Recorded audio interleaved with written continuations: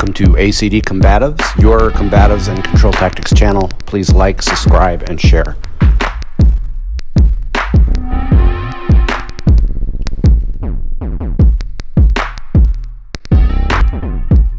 Hey guys, Kurt's here. This format is usually reserved for FTO Corner, for FTEP related stuff, but I had something on my mind I wanted to explain. Teaching control tactics, teaching combatives, teaching martial arts, self-defense, whatever, it doesn't matter. You know, rose by any other name is still a rose. A trend that I've seen in the past and things I'd like to get away from. So, to explain what I'm talking about, I'm going to use Graham v. Connor as an example, and hopefully I fish it all together and you see what I'm talking about. Are you insane? Graham v. Connor case law is what's reasonably objective, based on the officer's experience, what he sees, what he knows at the time, not to be judged by, you know, somebody who has all the time in the world to judge it, you know, 6 months later versus what he had to deal with in a split-second decision. By its very nature, Graham v. Connor is very flexible, very interpretive case law. You can have 10 officers react to the same incident slightly different, and they're not all wrong and they're not all right. They're all just the way that officer would do it. So, and that's fine. That's absolutely fine. And how does that relate to control tactics, firearm, or not firearms, although it should relate to that too, because in my mind, firearms is a martial art, or it should be trained like a martial art.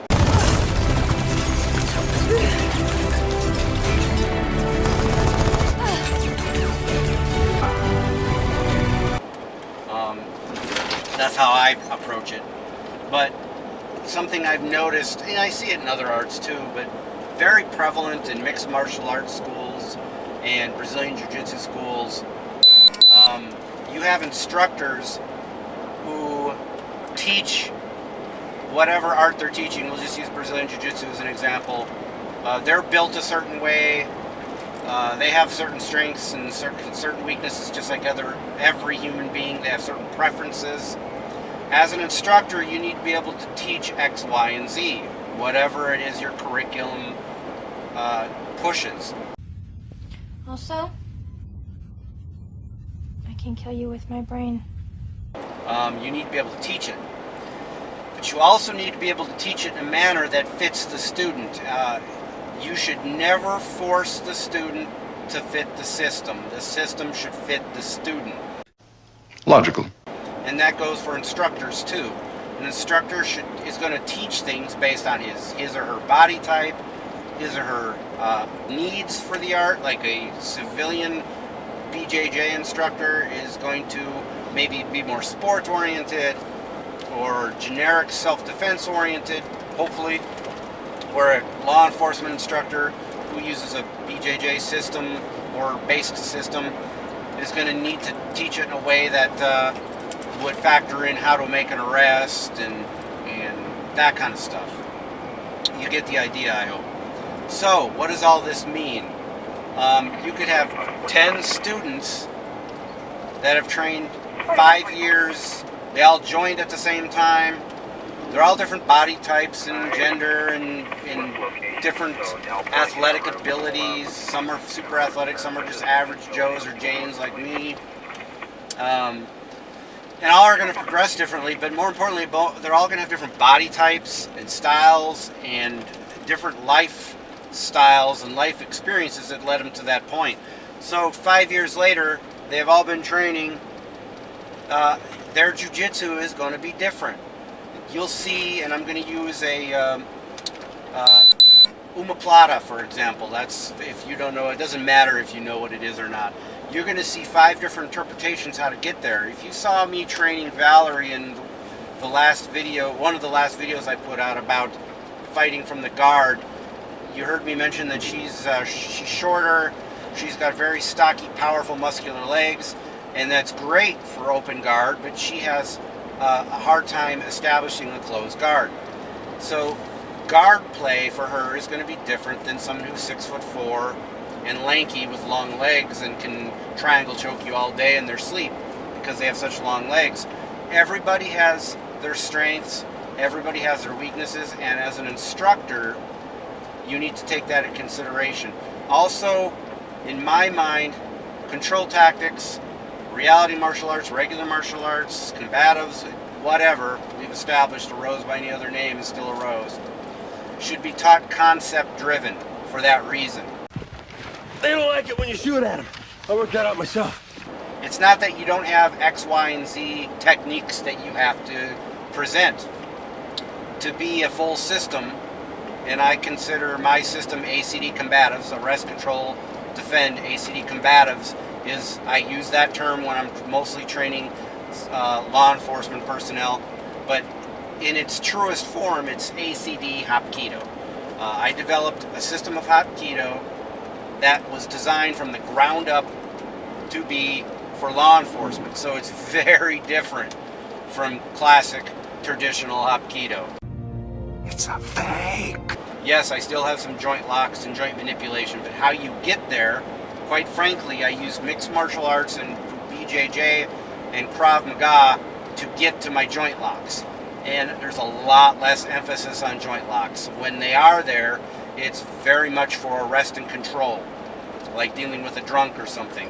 You won't see me blending in midair with a roundhouse punch and going into a Shionage four-corner throw. I am Worf, son of Moog.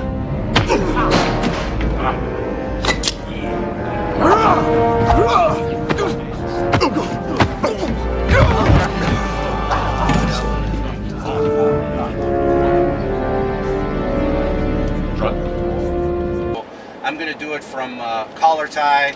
I'm going to do it to a Russian 2-on-1. I'm going to pass it to a 2-on-1, and I'm going to maybe go from there. So you get the idea.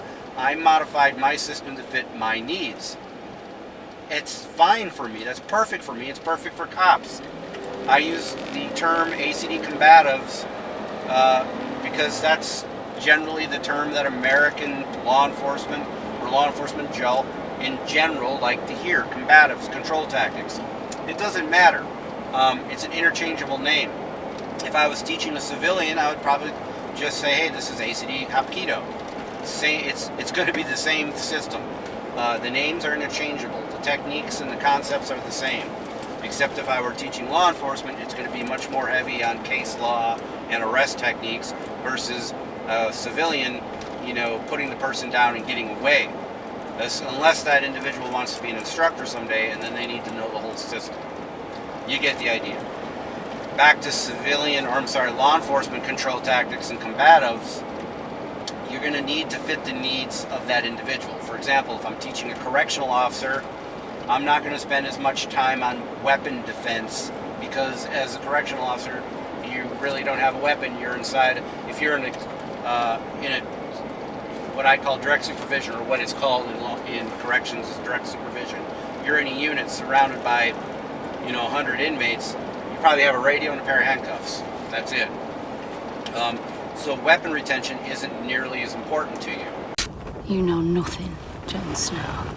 As your 360 awareness and your gift of gab and your how to deal with people and quick, fast, ballistic attack type style techniques. It's going to be different for everyone. I hope you're picking up what I'm putting down as far as you need to gear the system for the person that you're training.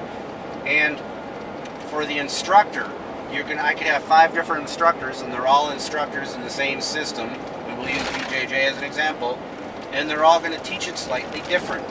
They might put more emphasis or less emphasis based on their experience and so forth. Like, for a good example, you all know that I have a private instructor, Colton. I came to him. He's a law enforcement, or he works in the law enforcement field with a different agency in my area.